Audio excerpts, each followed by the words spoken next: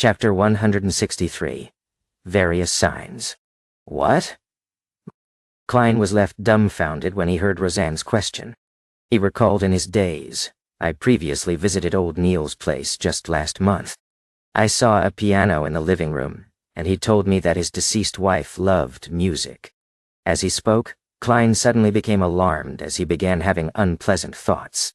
Roseanne knitted her beautiful brows and said with uncertainty, "Perhaps I remembered wrong." "No, Mrs. Oriana and I frequented old Neil's place during the earlier half of the year. There was no piano in his living room back then. I clearly remember asking him why he chose to remain single. His answer was that he hasn't met a lady that he wished to marry. There was no piano during the earlier half of the year, and he answered the question of why he chose to remain single." Klein tightened up and asked in a deep voice, "Roseanne, how long has it been since you visited old Neil's place?" "Not ever since Kenley became a Nighthawk, and Viola chose to resign as a clerk. I've been either burning the midnight oil or catching up on sleep, so how could I have the time to visit him? It's been since the beginning of June." Roseanne became a little lost upon receiving the question, so all she did was answer honestly. Klein's heart sank as if he sensed something was wrong. He fished out a halfpence from his pocket and held it between his thumb and middle finger. He took a deep breath and quickly decided on a divination statement. "There's something wrong with old Neil's current situation. There's something wrong with old Neil's current situation." His pupils quickly darkened as he recited the statement silently and entered cogitation. Ding! He flicked his thumb, pushing the brass coin into the air and allowing it to spin. Pack! The coin fell right into Klein's open palm.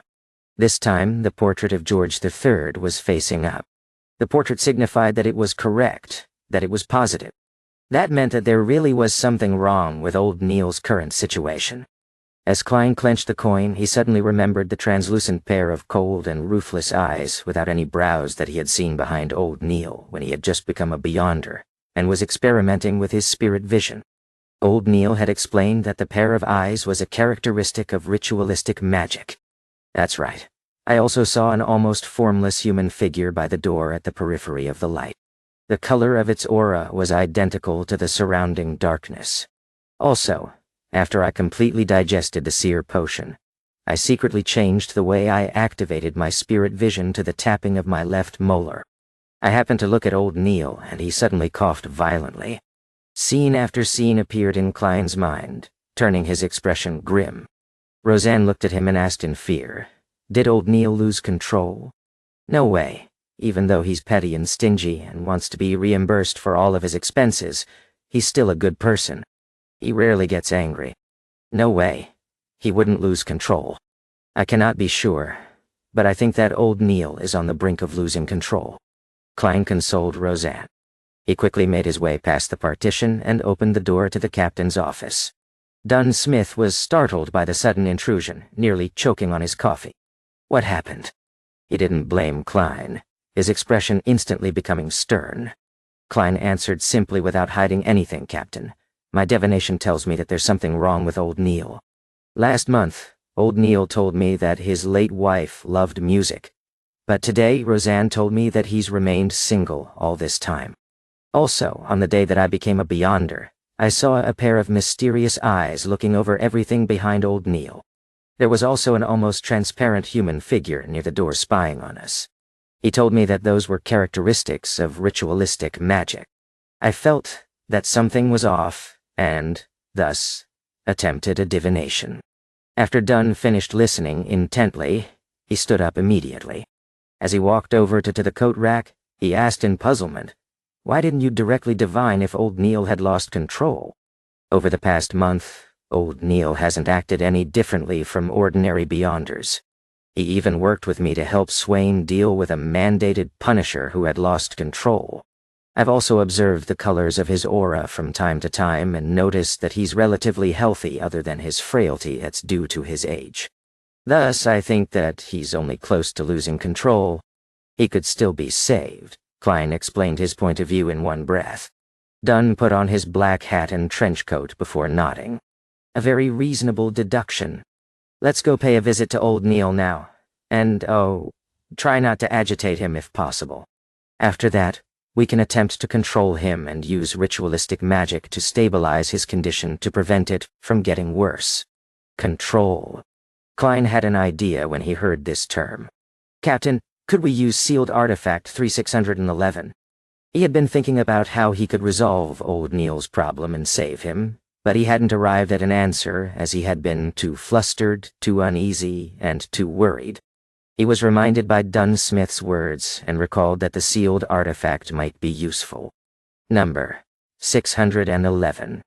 Name: Peaceful Hair Strands. Danger grade 3. Considerably dangerous. It has to be used carefully. It can only be applied for operations that require 3 or more people. Security classification: Official Nighthawk member or above. Sealing method: no direct contact with living organisms. Description: a simple decoration formed with many strands of black hair.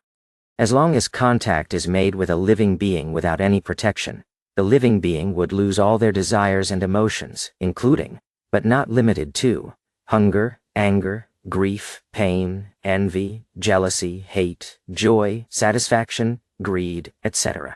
It has been ascertained that living beings under 611's influence will even lose the desire to break contact with it.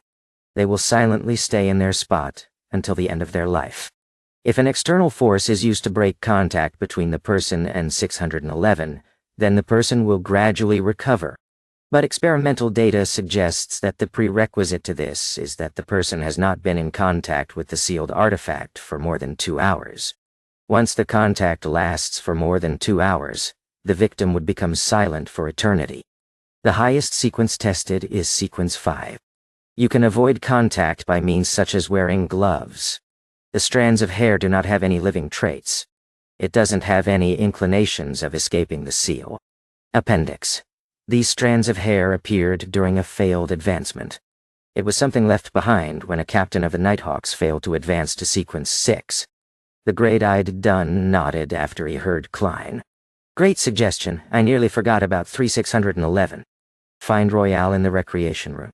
I'll retrieve the sealed artifact from Chanis Gate and submit the application after we come back. Nari mirror. That's the way, no time to waste. Klein didn't dawdle. He immediately went to the recreation room and shouted for the usually expressionless, sleepless Royale. What's the mission? Royale asked calmly. Klein exhaled and said in a serious tone, Pay old Neil a visit. Pay old Neil a visit. Royale opened her eyes wide as she had an ominous feeling. It's not confirmed yet. Klein shook his head gently. Royale didn't speak any further. They slipped into silence, turning the mood heavy. A few minutes passed, and Dunn finally returned from the basement. He was wearing black gloves and had a tangled mess of black hair in his hand. Compared to the mutated sun's sacred emblem, the peaceful hair strands didn't look particularly weird. It would be glossed over by people if it were tossed on the road somewhere. After calling for the chauffeur Césaire, the 4 of them made their way to old Neil's house. The wheels of the carriage rolled across the asphalt road that was wet from the rain. The carriage interior was more silent than the night. It was unknown how much time had passed until Dunn sighed. Old Neil did have a partner that he was about to be engaged with when he was younger, but she suddenly became terminally ill. Old Neil risked divulging the secrets of the Beyonders and tried using ritualistic magic to save her. But he didn't succeed. Old Neil back then was just a beginner in mysticism. According to the records, the Nighthawks back then were all on alert, afraid that old Neil would lose control because of this. But luckily, he managed to find his sanity and looked normal. Nguyen. Let's hope that this is a false alarm as well. Klein couldn't help but draw a crimson moon before his chest and prayed, May the goddess watch over him. Dunn and Royale followed suit. May the goddess watch over him. The sky started to turn brighter as the dark clouds receded. The Nighthawks arrived in front of old Neil's bungalow. After getting Cesare to drive the carriage far away, Dunn collected himself and walked towards the main door, cane in one hand and sealed artifact 3611 in the other. Klein pressed down his hat as he and Royale followed behind the captain. They made their way past the rose and gold mint garden. When they reached the door, Klein took a step forward and pulled on the rope connected to the bell within the building. Clink! Clang! A pleasant chime resounded in the house as it broke the heavy silence. Clink! Clang! Clink! Clang! Klein pulled several times, then politely took a step back without making any further attempts. The three Nighthawks waited patiently for a few minutes, but they didn't hear any footsteps approaching the door. Perhaps old Neil went to visit a doctor and isn't at home. Klein forced a smile. He hadn't finished his sentence when a melody came from within the building. It was the music from a piano. It was like a silent lake veiled by a thin mist beneath the moonlight. Dunn's expression became abnormally stern and grave. Klein's heart sank as well. Just as he was about to do another divination, he suddenly saw liquid flowing out from the gap beneath the door. The stream of liquid was transparent and pure at first before being dyed crimson, a crimson similar to that of blood. It was an intensely dark crimson red.